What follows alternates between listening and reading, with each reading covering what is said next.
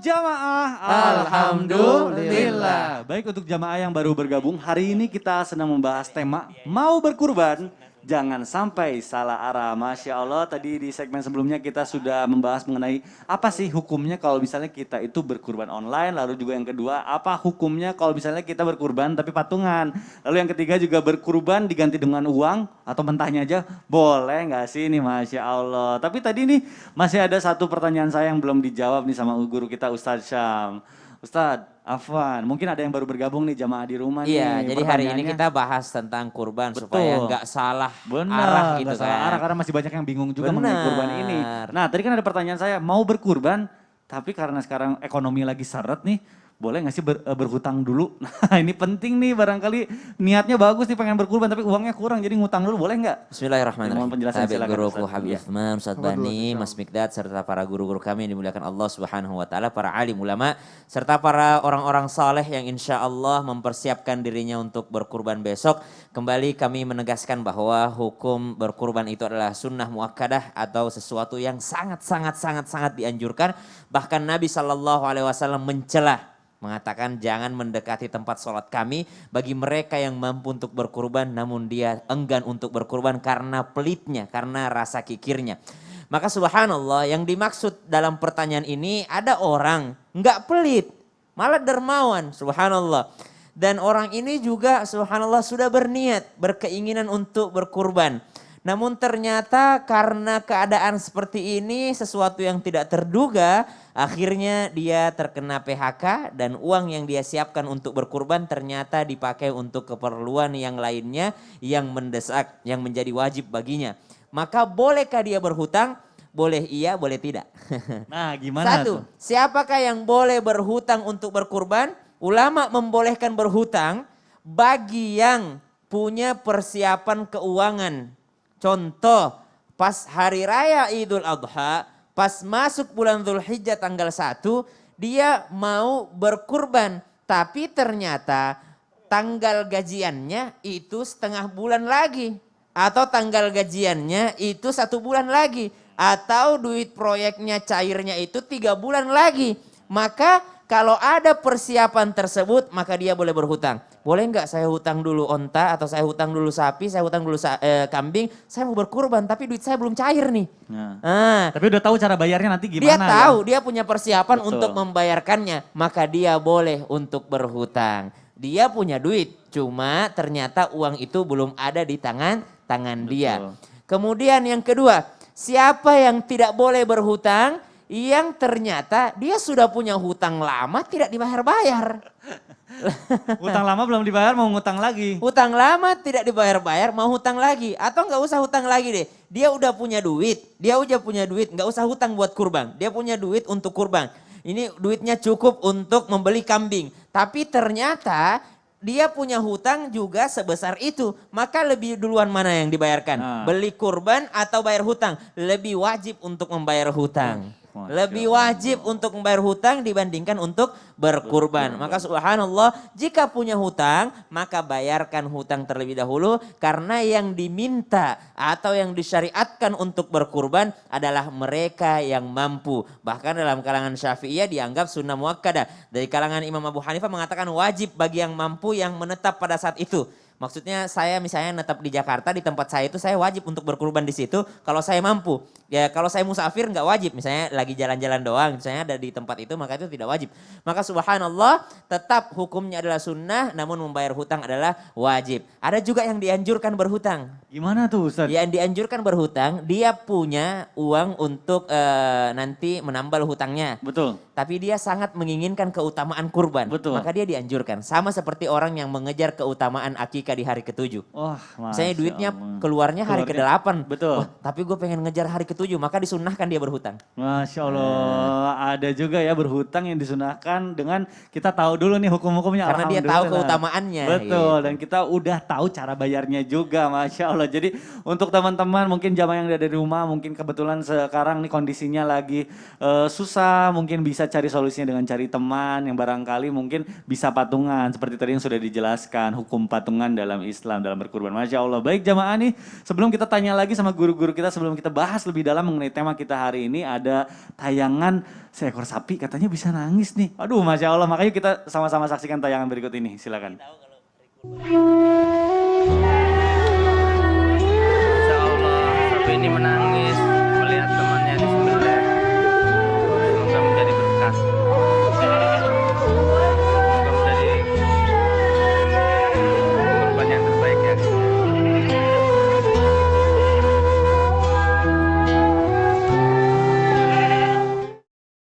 Aduh, saya suka jadi ikutan sedih nih. Dari kecil nih saya tuh selalu sedih kalau misalnya ngelihat sapi mau dipotong sebenarnya Ustadz nih. Tapi nah mungkin ini penting juga nih buat jamaah yang ada di rumah, ilmu baru nih. Saya pengen nanya nih sebenarnya boleh nggak sih kalau misalnya kita potong sapi di depan sapi yang lain? Soalnya ada juga yang mengatakan katanya nggak boleh. Nah jadi saya pengen tahu nih tata cara memotong hewan kurban yang baik itu seperti apa nih Ustadz Bani. Mohon penjelasannya, silakan Ustadz. Masya Allah. Terima kasih Mas Benar pertanyaannya. Mohon izin Habib Usman, mohon Tafadhol, izin Ustaz Ahmad. Ustaz Syam dan guru kami dimanapun berada. Wah ini bagusnya langsung praktek nih kita. Masya Allah, baik kalau gitu. Penyembelihan nih. Langsung menyembelih nih kita. Penyembelihan. Bukannya nih. besok ya? Oke kalau gitu nih saya ini bawakan Boleh, ini boleh. ada daminya nih. Bismillah nih. Wah, wah, Kambing Masya Allah. nih Kambing contohnya ya, nih. kambingnya, Waduh, Masya Masya Allah. Nah ini contoh kambing. Ini ceritanya pisau nih Ustadz Pisaunya nih. ya? Iya pisaunya Masya nih Allah, yang Masya kuning Allah. nih. Bismillah, jamaah Islam Yutina dimanapun berada. Yang pertama, ini jadi pegang pisau saya nih. Ayo loh. Yang pertama, disunnahkan memang menyembelih kurban itu adalah si pekurban. Tapi dengan syarat dia mampu mengerti dan menguasai tata cara menyembelih kurban. Kalau enggak, cuma modal nekat, sebaiknya jangan. Serahkan kepada yang lebih ahlinya. Yang pertama. Lalu Rasul Shallallahu Alaihi Wasallam dalam riwayat Imam Muslim menegaskan, kata Rasul Shallallahu Alaihi Wasallam, "Idza dzabahtum fa ahsinu dzibhah." Kalau kalian hendak menyembelih, maka perbagus cara menyembelihnya. Bagaimana cara perbagus menyembelihnya? Ini akhlak dalam menyembelih. Yaitu pertama, wal yuhidda ahadukum syafratahu. Yaitu menajamkan pisaunya. Yang kedua, wal yurih zabitahu. Yaitu membuat hewan sembelihannya ini rileks. Nah, bagaimana cara membuat rileks ini? Pertama, kita tajamkan pisau tapi jangan tajamin di depan dia. Kasihan ya kambing sama sapi. Kayak ada masalah kalau kayak gitu Ustadz. Yang kedua, kita menyembelih hewan yang lain dan mencincang, menguliti di depan yang belum disembelih. Ini membuat si hewan sembelihan ini tidak yurih, tidak rileks. Dan itu yang menyebabkan diantaranya dagingnya menjadi nauzubillah min dzalik, bau dan seterusnya. Baik. Nah menyembelih ini ada dua, ada yang namanya nahar. Nahar itu khusus untuk unta. Unta disembelih dalam posisi berdiri, kaki kirinya kemudian diikat, langsung dipotong di bagian bawah sini, pangkal. Mana nih biar kelihatan.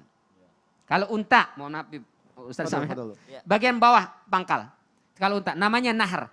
Sementara kalau kambing, sapi, kerbau, itu namanya, atau domba itu namanya zabah.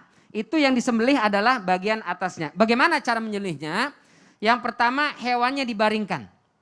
Dibaringkan. Ya, dibaringkan. Sunnahnya itu di sebelah kirinya. Ini kebetulan karena Iya, sebelah karena gambarnya sebelahnya kebalik, jadi- sebelah, jadi Betul. Harusnya mohon kan maaf. ke sana ya kepalanya, Ya. tapi karena gambarnya gini nggak Ya. apa-apa. Anggap aja ini sebelah kirinya. Anggap aja sebelah kirinya. Anggap aja yang sebelah kirinya. Lalu dihadapkan ke arah kiblat. Yang dihadapkan ke kiblat bukan kepalanya, tapi lehernya. Kepalanya bisa kita tarik ke sini, dia justru menghadapnya ke arah, kalau sebelah kiri berarti menghadapnya ke utara. Jadi lehernya ya yang Ustadz penting ya? lehernya. Lehernya. baik, Lehernya. baik. Ya. Yang penting adalah lehernya. Lalu setelah itu dari leher ini bagian mana yang kita potong, yang kita sembelih, itu adalah bagian yang dekat ke jakunnya ini. Ke jakunnya, ke bagian. Bukan yang di bawah. Oh jakun. baik-baik, jadi sebelah sini ya Sebelah Ustadz sini. ya. Itu biasanya diukur dengan 3 Coba jari. tolongin. Ya, coba tolongin. Diukurnya Ustaz. dengan 3 jari. Maaf. Coba. Ya, Ustaz. Masya Allah, jazakallah khair. Ini diukur dengan 3 jari, karena sebelah kiri biasanya 3 jari, lalu kita potong sini. Sebelum kita potong, kita baca Bismillah. Karena Allah Subhanahu wa taala mengatakan wala ta'kulu mimma lam yudkarismullahi alaih. Jangan kalian memakan hewan yang disembelih tidak menyebut nama Allah, bismillah. Bismillah. Bismillah. Ditambahkan dalam riwayat Imam Muslim ditambahkan wallahu akbar. Jadi bismillahi Allahu akbar. Lalu setelah itu ditambahkan niat Allahumma taqabbal minni. Allahumma hadza minka wa ilaika wa taqabbal minni kama taqabbalta min Muhammadin nabiyyika wa Ibrahim khalilika. Ya Allah, terima ini kurban dari si fulan, kalau dari orang lain, kalau dari saya, Ya Allah terima ini kurban dari saya. Lalu setelah itu kita sembelih dengan cepat dan tepat. Cepat itu apa? Berarti nggak boleh gorok. Aduh. Itu menyakiti. Jadi cepat. Kalau bisa sekali seret sembelih itu afdal. Kalau enggak bisa Ustaz sekali tarik tidak putus, maka boleh beberapa kali dengan syarat tidak boleh diangkat pisaunya. Jadi jangan seret. Itu nggak boleh. Aduh, Seret gitu. Itu cepat, makna cepat. Dan itu terjadi jika pisaunya sangat tajam. Baik. Kalau tidak tajam tidak bisa. Yang kedua tepat. Tepat itu apa? Yang terpotong itu adalah hulqum. Yang setelah itu yang kedua adalah almari. Hulqum tenggorokan dan juga kerongkongan. Ada sebagian ulama yang mensyaratkan al-wadajain, yaitu 2 urat apa istilahnya ya? Leher. Urat leher ini, Urat kiri dan nadi kanan leher. itu. Ya. Jadi kita potong bismillahi Allahu Akbar, hadza minka wa ilaika, terus bismillah Allahu Akbar, potong. Setelah itu, setelah kita potong, pastikan itu 3 tadi, tenggorokan, kerongkongan, dan 2 urat itu terputus. Baik. Jangan langsung dilempar aja dibuang begitu. Kita perhatikan dulu sampai betul-betul dia sudah terputus. Demikian wallahu taala alam. Masya Allah, baik. Mudah-mudahan Allah mudahkan kita semua. Amin, untuk bisa amin ya berkorban, Rabbal insyaallah. alamin. Izin saya simpan lagi ya kambingnya. Kambing sana boleh makan rumput lagi. Mudah-mudahan dimudahkan sehingga kita bisa berkurban binatang bukan cuma kurban amin, perasaan. ya Rabbal insyaallah. alamin. Masya Iya, Allah. kurban perasaan loh. Jangan sampai kurban perasaan banyak. Jadi ternyata kambing tuh punya perasaan juga ya kalau ngelihat sapi temennya. aja tadi nih nangis berarti ya, benar. gak boleh dikasih lihat temennya gitu ya, harus Betul. tajam banget gitu, Masya Allah. Betul, kita juga harus memuliakan ya, nggak boleh nih. Kita harus punya rasa persapian berarti bukan. Waduh, Masya Allah. Baik nih, Alhamdulillah ini banyak sekali pertanyaan mengenai kurban yang masuk ke sosial media Islam itu Indah. Mungkin tadi sudah dijelaskan juga, untung Alhamdulillah Ustadz Bani sudah praktek. Jadi mudah-mudahan nih yang belum tahu bagaimana tata caranya tadi sudah menyaksikan langsung nih. Alhamdulillah. Baik jamaah, untuk bisa menjawab pertanyaan yang sudah masuk ke sosial media Islam itu Indah, makanya sekarang langsung aja kita masuk ke segmen Tanya Dong Ustadz. Kami semua tanya dong Ustadz. Baik, Alhamdulillah. Waduh, Masya Allah, pertanyaan seperti biasa, bagus-bagus banget nih. Jamaah Islam itu Indah ini luar biasa. Nah, kita masuk ke Instagram dulu nih, ada pertanyaan dari @cik_denny. Assalamualaikum Ustadz, ingin bertanya, apakah ada syarat-syarat berkurban termasuk syarat hewannya seperti apa yang dibenarkan dalam Al-Quran? Mohon penjelasannya ya Ustadz. Wassalamualaikum warahmatullahi wabarakatuh. Wah, ini pertanyaan bagus banget nih, boleh dijawab oleh Habib Usman, silakan Habib. Bismillahirrahmanirrahim. Allahumma sholli ala Sayyidina Muhammad wa ala ali Sayyidina Muhammad. Yang pertama adalah ketika kita ingin memotong hewan kurban kita, kalau misalkan unta itu usianya kurang lebih 5 tahun. Usianya 5 tahun sudah masuk ke arah 6 tahun. Jadi 5 tahun 1 hari, 5 tahun 2 hari, sampai ke arah 6 tahun. Itu kalau unta. Dan yang kedua, kalau misalkan ternyata kita itu punya sapi. Sapi itu usianya 2 tahun masuk ke 3 tahun. 2 tahun 1 hari, 2 hari sampai usia 3 tahun ataupun lebih. Intinya adalah kalau unta di atas 5 tahun, kalau sapi di atas 2 tahun lebih. Nah gimana kalau kambing? Tergantung kambingnya nih. Kalau misalkan kambingnya kambing yang kupingnya panjang, yang kambing betul-betul kambing, itu harus dengan usia 1 tahun ke atas. Jadi 1 tahun ke atas kalau kambing. Tapi kalau misalkan itu kambingnya domba, 1 tahun atau 6 bulan lebih boleh. Tapi dengan catatan sudah kupak. Kupak itu tanggal giginya. Kupak itu tanggal giginya. Seperti itu intinya. Domba itu biasanya yang tanduknya agak melengkung gitu ya Ustadz ya, agak melingkar gitu. Betul. Ya, itu perbedaannya. Yang mungkin. penting jangan cacat. Nah itu itu nggak juga boleh. penting Jangan cacat. tuh. Harus Berarti- sehat. Masya Allah, baik Alhamdulillah mudah-mudahan terjawab. Nah ini kita lanjut ke pertanyaan berikutnya ya dari Instagram @solihina_m_rona_. Assalamualaikum warahmatullahi wabarakatuh, mau nanya Ustadz, bagaimana hukumnya kalau dalam satu keluarga yang sudah berkurban itu atas nama istrinya, apakah suami dan anak-anaknya udah ikut berkurban? Jadi mungkin karena waktu itu si istri ikut berkurban bersama saudara kandung si istri. Apakah harus diulangi lagi berkurban atas nama suami? Mohon jawabannya Ustadz. Jazakallah khair Ustadz. Ini penting nih. Boleh dijawab oleh guru kita Ustadz Syam nih, gimana nih? Kalau mau sekeluarga dapat, maka atas nama kepala keluarga. Suami berarti ya. Suami berarti. Tapi kalau mau 1 orang aja yang dapat, maka atas nama istrinya. Kalau dia berkurban atas nama istri, maka si istri doang yang dapat. Anak-anaknya enggak, suaminya enggak.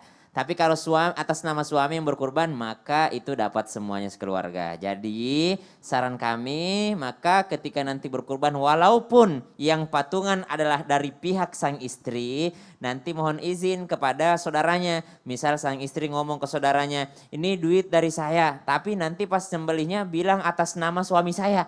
Ya pas nyembelihnya. Tapi keluarganya udah tahu ini duit saudaranya kan, saudara perempuan tadi.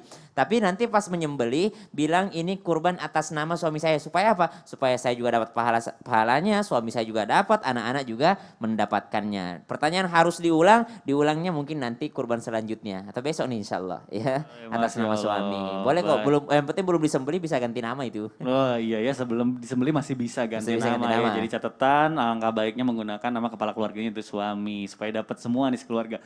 Baik, Masya Allah tadi kita sudah dapat ilmu nih dari Ustadz Bani tata cara menyembelih hewan kurban yang benar. Nah sekarang nih saya pernah dapat kabar atau informasi bahwa katanya sebelum kita menyembelih hewan atau berkurban, katanya kita itu nggak boleh potong kuku, potong rambut. Nah ini saya mau tanyain ke Habib Usman nih, bener nggak sih Bib itu Bib kalau misalnya kayak gitu? Nah nih panjang nih penjelasannya. Gimana kalau saya jelaskan setelah yang satu ini? Tunggu dulu, tunggu, diam di rumah, catat. Catat ya, siapin ya, siapin catatannya nih mudah-mudahan nanti akan dijawab. Baik jamaah, tetap di Islam itu indah, jamaah oh jamaah. Alhamdulillah.